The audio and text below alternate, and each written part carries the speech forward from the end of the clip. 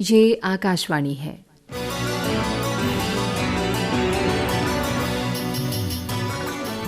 बदलती फिजाएं। प्रस्तुत है आकाशवाणी और विज्ञान प्रसार के संयुक्त प्रयास से तैयार जलवायु परिवर्तन और भूमंडलीय तापक्रम की समझ और प्रबंधन पर आधारित विज्ञान धारावाहिक बदलती फिजाएं की 27वीं कड़ी, जलवायु परिवर्तन के सकारात्मक प्रभाव। बदलती फिजा में खुद को बदलिए, असर देखने को घर से निकलिए, सुबह की फिजा में तपिश भी मिलेगी, तपिश की लहर में खुद ही संभलिए, बदलती फिजा में खुद को बदलिए, असर देखने को घर से निकलिए।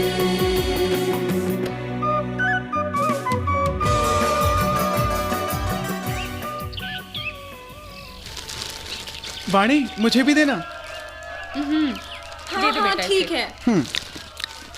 अरे वाह, ये तो बड़ा टेस्टी है ना टेस्टी? अरे कहाँ से लाए थे हम इसे? अच्छा मम्मा, हम लोग खेलने जा रहे हैं अब। अच्छा ठीक है। अरे ये क्या कर रहे हो? यहाँ कचरा मत फैलाओ बच्चों, बस खाए पिए और खिसके। अच्छा ऐसा करो, फटाफट ये सारा कचरा इस काले वाले पैकेट में डाल दो। लाओ इधर दो। मम्मा यहाँ तो खेलने दो प्लीज। प्रोफेसर तो पापा हैं, लेकिन लेक्चर आप देती रहती हैं। अच्छा बेटा, देखो वाणी भी तो काम कर रही है ना, चलो हमारी मदद करो। आओ इधर खेलने, बाद में जाना। आकाश, जी पापा। मम्मी की बात सुनो, और फिर उसके बाद हम क्रिकेट मैच खेलेंगे। Ladies versus gents. अरे वाह पापा, फिर तो बहुत मजा आएगा। बिल्कुल। देख लेना, पिछली बार की तरह हम आपको हरा देंगे। आई बड़ी हराने वाली, देख लेना हम ही जीतेंगे। हाँ देख लेंगे। देख लेंगे हम भी। अरे अरे रे रे रे, ये क्या झगड़ा हो रहा है भाई? नमस्ते। नमस्ते अंकल। नमस्ते नमस्ते बच्चों, नमस्ते। अरे सहगल साहब नमस्कार। नमस्कार, कैसे हैं भाई? बढ़िया बढ़िया। अरे बच्चे कितने भी बड़े हो जाएं, भाई बहन की लड़ाई कभी खत्म होती नहीं है। ये बिल्कुल सही कहा। कैसे हैं आप भाई साहब? मैं बिल्कुल ठीक हूँ भाभी जी। नमस्ते। आप कैसी हैं? और ये झगड़ा चल क्या रहा है वैसे? अरे बस मत पूछिए इनकी लड़ाइयाँ तो। ये बच्चे तो ऐसे ही। अंकल आइए, आप बैठिए। जी। आइए। हाँ हाँ हाँ हाँ। अंकल, आप क्रिकेट खेलेंगे? अरे नहीं नहीं नहीं बेटा, नहीं। मैं काफी देर से टहल रहा था, अब थोड़ा थक गया हूँ और बैठूंगा थोड़ी देर। इधर आइए, इधर। ठीक है अंकल, आप बैठिए, मैं आपके लिए फ्लास्क से चाय निकाल कर लाती हूँ। शाबाश बेटा, ले आओ। जी। वैसे पता है, क्रिकेट का मैच तो अभी कुछ समय पहले मैं धर्मशाला में देखकर आया। अरे क्रिकेट मैच देखने के लिए धर्मशाला हुआ है? हाँ भाई, मैं तो इस बात में मानता हूँ कि जीवन में ऐसे एडवेंचर करते रहना चाहिए। वाकई। ये तो बात सही है। पापा, हमें भी जाना है। अरे चलेंगे, मौसम को थोड़ा संभलने तो दो, फिर चलेंगे। मौसम का क्या पता, आजकल कभी भी बदल जाता है। हैं? अरे हम जैसे जलवायु परिवर्तन विशेषज्ञों की जानकारी पर सवाल खड़े कर रहे हो हैं? नहीं अंकल। बेटा, मौसम के बदलने की वजह होती है, वो अपने आप ही नहीं बदलता है। मेरा वो मतलब नहीं था अंकल। अब बेटा, विडंबना ये है कि हम जलवायु परिवर्तन को हमेशा नकारात्मक सोच के साथ ही देखते हैं, लेकिन इससे जो सकारात्मक बदलाव हो रहा है उस पर कोई बात ही नहीं करता। हाँ, ये लीजिए अंकल, आपके लिए गर्मा गर्म चाय। अरे वाह, थैंक यू वेरी मच। जी पीजिए अंकल। हाँ भाई, तुम्हारा फ्लास्क तो बहुत बढ़िया है, चाय गरम एकदम। अच्छा मम्मी, मैं और भाई जरा पार्क तक चक्कर लगा कर आते हैं। चलो ठीक है बेटा, ओके। ओके मम्मा। सहगल जी, अभी पिछले महीने देहरादून में जो सेमिनार हुआ था जलवायु परिवर्तन को लेकर, मैं उसमें गया था। अच्छा। मेरे पसंद का विषय है, तो मैंने भी वहाँ वाद विवाद में हिस्सा लिया। वहाँ कुछ लोग जलवायु परिवर्तन के सकारात्मक प्रभाव की बातें कर रहे थे। हाँ, मैं वही तो बता रहा था कि अब थोड़ी थोड़ी बात होनी शुरू हुई है। असल में सकारात्मक प्रभाव के उदाहरण ढूंढना मुश्किल होता है, पर फिर भी मिल जाते हैं। अब यूनिवर्सिटी में मेरे साथ कुछ विद्यार्थी हैं जो इस मसले पर रिसर्च कर रहे हैं, उनसे जानकारी मिलती रहती है। अच्छा भाई साहब, आपको लगता है कि इस बात में कोई दम है? अब जलवायु परिवर्तन से तो हमारा सांस लेना दूभर हो रहा है, फसलें बर्बाद हो रही हैं, किसान मर रहे हैं, तापमान बढ़ रहा है, सर्दियों का तो नामो निशानी नहीं है, गर्मियां हावी हो रही हैं, 4 अलग अलग मौसम का फंडा ही खत्म हो गया है। देखिए भाभी जी, आप कह तो सही रही, लेकिन यहाँ ये समझना भी जरूरी है कि इन सब के बीच कुछ चीजें ऐसी भी हो रही हैं जो पहले नहीं होती थीं और जिनकी वजह से हमारे जीवन में अच्छा खासा बदलाव भी आया है। अब जैसे कुछ फसलों की उम्र लंबी हुई है। अब मिस्टर सहगल, मैं जिस सेमिनार की बात कर रहा हूँ वहाँ कुछ वैज्ञानिक इस मुद्दे पर बात कर रहे थे कि जलवायु परिवर्तन की वजह से कुछ फसलों की उत्पादकता बढ़ जाएगी और अत्यधिक ठंडा क्षेत्र जो है वहाँ खेती करना मुमकिन हो जाएगा। और सबसे बड़ी चीज, समुद्री यातायात के लिए ग्लोबल वार्मिंग वरदान साबित हो रही है जी। इसकी वजह से समुद्री रास्ते से कारोबार करने में काफी मदद मिल रही है, इस तरह की बातें। और आपके मन में उस समय ऐसे ख्याल आ रहे होंगे कि क्या बकवास कर रहे हैं ये लोग, जो मुंह में आया बोल दिया, ऐसा तो हो ही नहीं सकता है। बिल्कुल ऐसा तो नहीं लगा, लेकिन हाँ कुछ मतलब बात तो अजीब लग रही थी। लेकिन क्या सचमुच ऐसा होता है या हो सकता है? वैसे ये काफी हैरान करने वाली बात है। हैरान ना हो भाभी जी, बिल्कुल हैरान ना हो। जलवायु परिवर्तन के इस पहलू पर गौर करने की जरूरत है। अब ये बच्चे कहाँ चल गए? अरे अरे वाह वाह वाह वाह, हमें देरी तो नहीं हुई ना? अरे नहीं नहीं, बिल्कुल भी नहीं। मम्मा, पता है हमें पार्क में हमारे साइंस के टीचर मिल गए थे। अच्छा? उन्होंने कहा कि वो रोज इस पार्क में आते हैं और इस पार्क के 10 चक्कर लगाते हैं। हाँ? 10 चक्कर? अरे पर मम्मा, हम तो आधा घूमने में ही थक गए। सच में मम्मा। बेटा, जलवायु परिवर्तन का एक साइड इफेक्ट ये भी है। भाभी जी, साइड इफेक्ट जो भी हो, मैं आपको कुछ पॉजिटिव एस्पेक्ट्स भी समझाता हूँ। पॉजिटिव? जैसे? जी हाँ।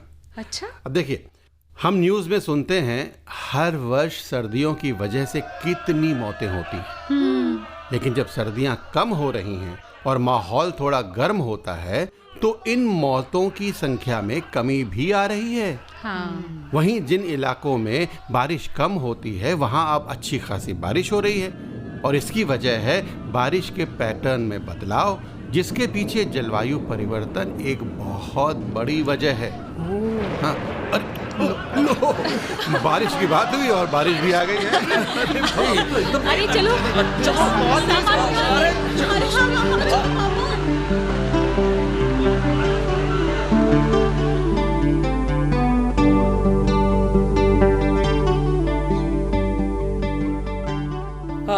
मिस्टर सहगल, आप ठीक हैं? अरे बिल्कुल ठीक हूँ, आपके घर में बैठा हूँ शांति से। अच्छा पापा, अब हमें जलवायु परिवर्तन के फायदे जानने हैं। अरे भाई, सीधा अंकल से पूछो ना। अंकल बताइए ना। अब भाई मैं तो आया ही आप लोगों के साथ इसीलिए।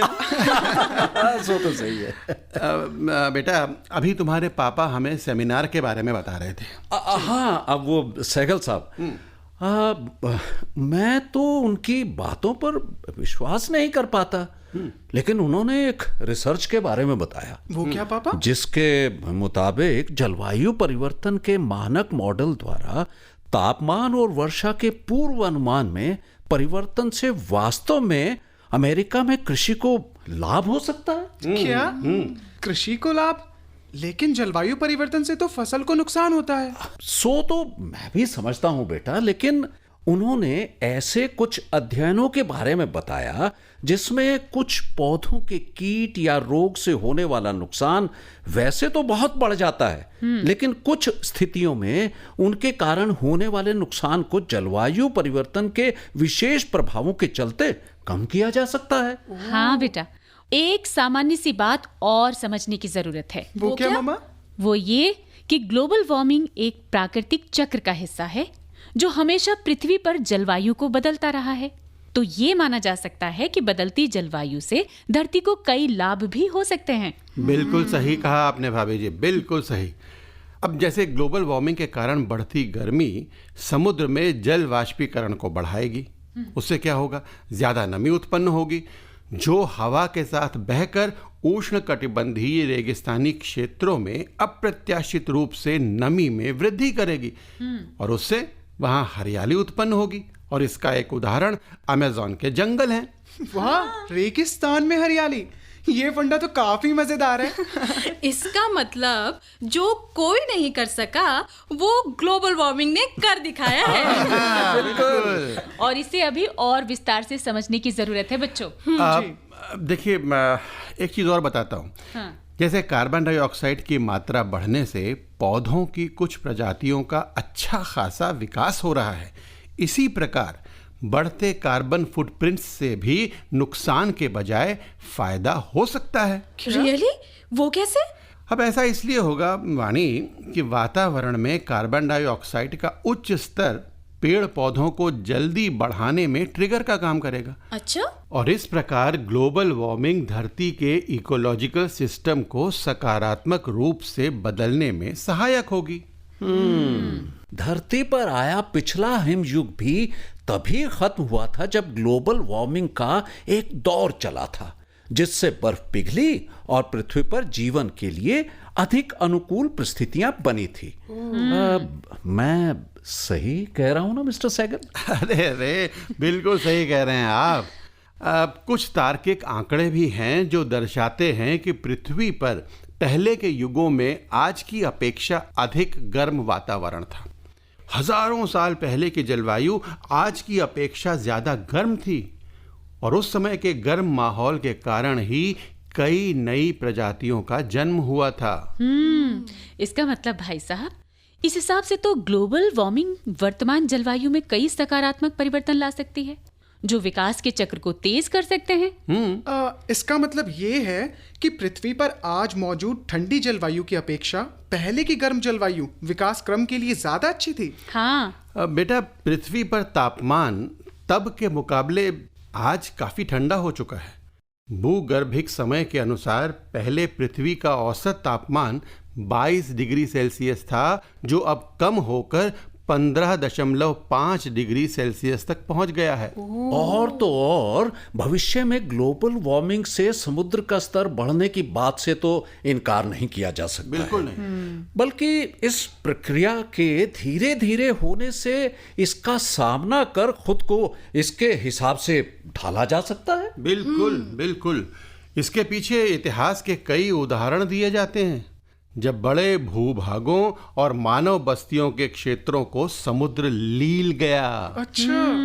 वैसे ये सारी बातें सुनकर मैं सोच रही हूँ कि ये तो साफ है कि लोगों में ग्लोबल वार्मिंग को लेकर मतभेद हैं, लेकिन अधिकांश लोगों की नजर में ग्लोबल वार्मिंग पृथ्वी के लिए सिर्फ नुकसानदायक है और इसे कम करने के प्रयासों पर और अधिक काम करने की जरूरत है। बिल्कुल मामा, आजकल तो टीवी पर देख लो या अखबार में पढ़ लो, हर तरफ ग्लोबल वार्मिंग का ही शोर है। हमें स्कूल में बताते हैं कि पृथ्वी गर्म होती जा रही है, इससे नुकसान ही नुकसान हो रहा है। जानती है मामा, मेरे विज्ञान के शिक्षक की माने तो दुनिया में सिर्फ एक ही चिंता का विषय बना हुआ है। वो क्या? वो है ग्लोबल वार्मिंग। सही है। भाई ठीक कह रहा है। मम्मा, पता है हमारे सर तो ये भी बताते हैं कि वैज्ञानिकों के द्वारा वातावरण में ग्लोबल वार्मिंग के असर को कम किए जाने के लिए और धरती को बचाने के लिए लगातार कोशिशें की जा रही हैं। जी हाँ बेटा, इस मसले पर तमाम तरह के सम्मेलन हो रहे हैं। इस मुद्दे पर चिंतन किया जा रहा है, नए नए नियम बनाए जा रहे हैं, डेडलाइंस तय की जा रही हैं। ग्लोबल वार्मिंग से बचने के लिए और उसे रोकने के लिए क्या करना चाहिए, इसकी सूची तैयार हो रही है। ग्लोबल वार्मिंग के गुनहगार ढूंढे जा रहे हैं और उन्हें सजा देने की बातें की जा रही हैं। अच्छा अंकल, मैं अपने मन की बात बताऊं? बताओ। बोलो। मुझे जब से पता चला है ना कि ग्लोबल वार्मिंग की वजह से सर्दियां सिकुड़ रही हैं, मुझे तो ग्लोबल वार्मिंग बहुत पसंद आ रही है। अरे वो क्यों भाई? अंकल, भाई को तो ठंड बिल्कुल पसंद नहीं है। अच्छा, और तुम्हें वाणी? मुझे तो गर्म पानी से नहाना, रूम में हीटर जलाकर रजाई में दुबकना अच्छा लगता है।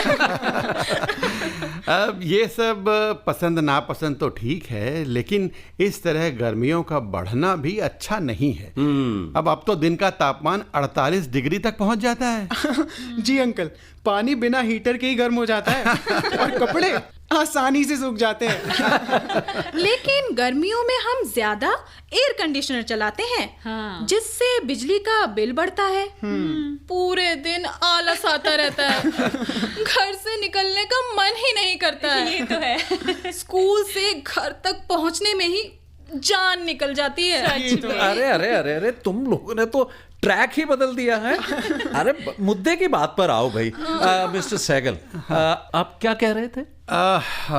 भाई, पिछले 10 वर्षों की बात करें तो 2009 से अब तक ग्लोबल वार्मिंग जितनी भी हुई है उससे धरती का तापमान बढ़ा है, इसमें कोई शक नहीं है। लेकिन सवाल ये है कि ये कितना बढ़ा है और तापमान का ऐसे बढ़ने का मतलब है क्या? अब मुझे यकीन है कि इसका जवाब आपके पास जरूर होगा। जी अंकल। अब कोशिश करता हूं मैं। वो क्या है कि आंकड़े बताते हैं कि पिछले 150 वर्षों में धरती के तापमान में 0.8 डिग्री सेल्सियस की वृद्धि हुई है। क्या? हाँ, और 2080 तक भी अगर इसी रफ्तार से ग्लोबल वार्मिंग बढ़ती रही तो भी हम सुरक्षित हैं। हाँ, ऐसा है? हाँ, एक अनुमान के मुताबिक तब तक धरती के तापमान में 2.2 डिग्री सेल्सियस की वृद्धि हो जाएगी, और तब भी ये इतना भयावह नहीं है जितना पेश किया जाता है। तब तक तो पता नहीं हम जिंदा भी होंगे या नहीं। भाई, मुझे अपना तो नहीं पता। अच्छा, तो मेरी उम्र क्या होगी तब? अरे बच्चों, अरे यार, ये मजाक की बात नहीं है। अब अंकल की बात जरा ध्यान से सुनो। हाँ मिस्टर सहगल। जी पापा। अंकल, ये तो बिल्कुल उल्टी बात हो गई। अभी तक तो हम कुछ और ही पढ़ रहे थे। जी। अच्छा सहगल साहब, इन बातों में कितनी सच्चाई है और क्या आप बच्चों को कुछ उदाहरण देकर समझाएंगे? अरे भाभी जी, मैं बिल्कुल उसी पर आ रहा था। बच्चों, जानते हो जी, समुद्री यातायात के लिए ग्लोबल वार्मिंग एक वरदान साबित हो रही है। वो कैसे अंकल? अरे, धरती के लिए तो ग्लोबल वार्मिंग अभिशाप है और समुद्र के लिए वरदान।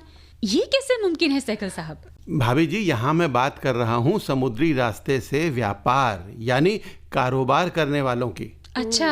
और उनके लिए ग्लोबल वार्मिंग वरदान साबित हो रही है। क्या आप लोग जानते हैं कि पृथ्वी के उत्तरी समुद्री रास्ते से इस वर्ष पहले के मुकाबले कहीं अधिक मालवाहक जहाज गुजर रहे हैं? तो इससे क्या फायदा हुआ अंकल?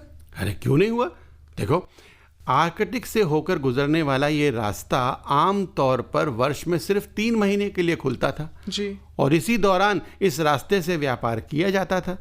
लेकिन ग्लोबल वार्मिंग की वजह से इस वर्ष इस रास्ते से और ज्यादा समय तक आवाजाही मुमकिन हो सकी। लिहाजा क्या हुआ, कारोबार भी ज्यादा हो सका। लेकिन ऐसा क्यों हो रहा है अंकल? बेटा, इस वर्ष आर्कटिक में तापमान 30 डिग्री तक पहुंचने के कारण भारी मात्रा में बर्फ पिघली है। अंकल, आर्कटिक तो वही ना जहाँ पोलर बियर रहते हैं?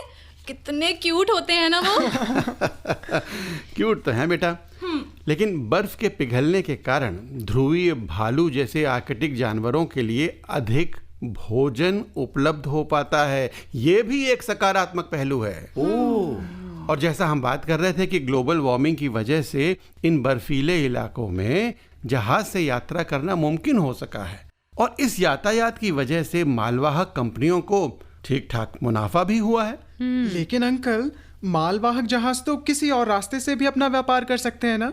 आर्थिक फायदे के लिए या व्यापार के लिए हम धरती को नुकसान तो नहीं पहुंचा सकते? अरे बेटा, ये उत्तरी समुद्री रास्ता दक्षिणी रास्ते के मुकाबले 6000 किलोमीटर छोटा है। तो इस रास्ते से समय कम लगता है और जहाज ज्यादा भारी चक्कर लगा पाते हैं। लिहाजा मुनाफा ज्यादा होता है। बिल्कुल। देखिए, आप लोग कुछ भी कहें, लेकिन बर्फ का इस तरह पिघलना पर्यावरण संतुलन के हिसाब से बिल्कुल ठीक नहीं है। जी मम्मा। अब ग्लोबल वार्मिंग का एक और पहलू देखिए। वो क्या? अब एक रिसर्च पेपर में मैंने पढ़ा है कि अमेरिका के उत्तर मध्य टेक्सास जैसे अधिक गर्म क्षेत्रों में गेहूं की पैदावार में कमी आई है और इसके विपरीत नेब्रास्का, साउथ डकोटा और नॉर्थ डकोटा जैसे अधिक ठंडे क्षेत्रों ने 1990 के दशक के बाद पैदावार में जबरदस्त वृद्धि दिखाई है। अच्छा। अब जिन क्षेत्रों में पैदावार बढ़ रही है उसी दौरान वहां तापमान भी लगातार बढ़ रहा है। यानी देखें तो ये दोनों डायरेक्टली प्रोपोर्शनल हुए। वाह, सो इंटरेस्टिंग। इसीलिए ध्यान से सुनिए और समझिए। जी। बिल्कुल। कुछ अन्य कारक भी होते हैं जो फसल की उपज को प्रभावित करते हैं, लेकिन जलवायु कारकों की भूमिका को नजरअंदाज नहीं किया जा सकता है। ये बिल्कुल ठीक कहा आपने मिस्टर सहगल। अब देखा जाए तो मूल रूप से किसी भी क्षेत्र के भूगोल पर भी बहुत कुछ निर्भर करता है। हाँ। अगर मिट्टी की गुणवत्ता उत्पादक पोषक तत्वों से भरपूर होती है तो वर्षा जल की थोड़ी मात्रा भी पर्याप्त होती है, क्योंकि इस तरह की मिट्टी में हवा जल्दी नहीं घुसती है और वाष्पीकरण की दर भी धीमी होती है और इस प्रकार फसलें इसे अच्छी तरह से सोख लेती हैं और हमें बेहतर उपज मिलती है। बिल्कुल सही। अब किसी भी क्षेत्र के भूगोल को ध्यान में रखते हुए ही उस क्षेत्र में कौन सी फसल बोनी है ये तय किया जाता है। अब अगर बात करें रेतीली मिट्टी की तो उसमें अधिक पानी की आवश्यकता होती है और तेजी से वाष्पीकरण के कारण ये जल्द ही सूख भी जाती है, जो कि कुछ फसलों या अन्य उत्पादन के लिए अच्छा नहीं है। लेकिन कुछ बीज, पेड़ और पौधे ऐसे भी होते हैं जिनकी पत्तियों और जड़ों में भंडारण क्षमता के कारण वो रेत में बेहतर विकसित होते हैं। बिल्कुल सही कहा आपने। जैसे मैं बताती हूँ। अब देखो बच्चों, जैसे मूंगफली का उत्पादन सूखे या गर्म और नम क्षेत्रों में बेहतर होता है। तुम दोनों को मैं बहुत ही आसान फॉर्मूले से समझाती हूँ। हाँ, जी हाँ, मम्मा। बिल्कुल देखो, अधिक हरियाली होगी तो अधिक वर्षा होगी और अधिक वर्षा होगी तो अच्छा उत्पादन होगा और जब अच्छा उत्पादन होगा तो अच्छी अर्थव्यवस्था बनेगी और जब अच्छी अर्थव्यवस्था होगी तो समृद्धि होगी और बच्चों जब समृद्धि होगी तो जाहिर है देश का विकास होगा। वाह मम्मा, क्या फॉर्मूला दिया है आपने। मम्मा आपने तो कमाल ही कर दिया। अरे राधिका, तुम भी हमारे कॉलेज आ जाओ, बच्चों का अच्छा ज्ञानवर्धन हो जाएगा। बिल्कुल। वैसे भाभी जी, हाँ? इस फॉर्मूले में मैं कुछ उदाहरण भी जोड़ना चाहूंगा। बिल्कुल जोड़िए। जैसे कुछ उच्च अक्षांश क्षेत्रों में कृषि में सुधार हुआ है। साइबेरिया और आर्कटिक क्षेत्रों में वनस्पति गतिविधि में वृद्धि हुई है और आर्कटिक टुंड्रा इसका अच्छा खासा उदाहरण है। ये सब ग्लोबल वार्मिंग के सकारात्मक प्रभाव ही तो हैं। लेकिन हाँ, ग्रीनलैंड में तापमान बढ़ा है और पिछले 50 वर्षों में हमारी धरती पर जंगली जीवों की जनसंख्या औसतन 60% कम हुई है। कहने का मतलब ये कि ग्लोबल वार्मिंग के फायदे हम कितने भी गिना लें, वो इससे होने वाले नुकसान के सामने बहुत कम हैं। हाँ, बात तो बिल्कुल सही कहा आपने। हालांकि आज हमने एक बिल्कुल ही अलग पहलू को जाना। क्यों बच्चों? हाँ मम्मा। मम्मा वो सब तो ठीक है, लेकिन ना भूख बहुत जोर से लगी है। भूख लग रही है। और हाँ भाई, ये सहगल साहब को भी तो कुछ खिलाना चाहिए। हमने तो बस बातों में उलझा कर रख दिया। हाँ, बिल्कुल लेकर आती अब आप इतना कह रहे हैं तो खा ही लेंगे फिर। धरती तपता अंबर उमल रहा है, सात समंदर तेज धूप का असर बढ़ा है, क्रोध सूर्य का शिखर चढ़ा है, नदी भी तरसने लगी पानी के लिए, हिमखंड की तरह अब खुद तो पिघले।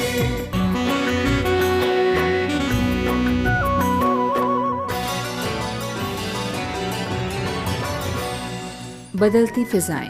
अभी आप आकाशवाणी और विज्ञान प्रसार के संयुक्त प्रयास से तैयार जलवायु परिवर्तन और भूमंडलीय तापक्रम की समझ और प्रबंधन पर आधारित विज्ञान धारावाहिक बदलती फिजाएं की 27वीं कड़ी सुन रहे थे, जलवायु परिवर्तन के सकारात्मक प्रभाव।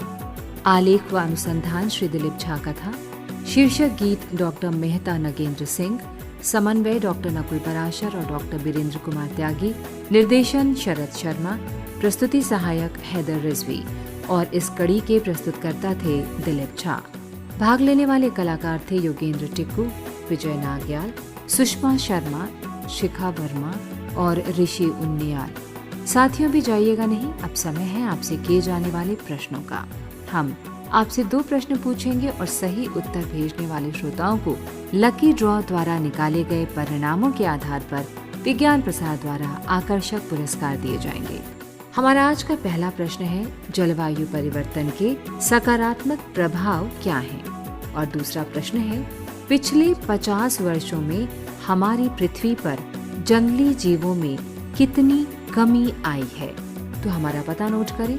विज्ञान धारावाहिक बदलती फिजाएं द्वारा निदेशक विज्ञान प्रसार, A50 institutional area, sector 62, Noida 201309। आप अपने उत्तर हमें ईमेल द्वारा भी भेज सकते हैं। हमारा ईमेल पता है radio@vigyanprasar.gov.in। श्रोताओं, हमें इंतजार रहेगा आपके पत्रों का। जवाबों के साथ अपना पूरा नाम, पता, आयु, व्यवसाय जरूर लिखें। यदि विज्ञान क्लब से जुड़े हैं तो कुल सदस्यों की संख्या लिखना ना भूलें। हाँ, अगर आपके मन में कोई प्रश्न या जिज्ञासा हो तो वो भी लिख भेजिएगा। धारावाहिक बदलती फिजाएं की अगली कड़ी आप अगले सप्ताह इसी दिन और इसी समय सुन सकेंगे। नमस्कार।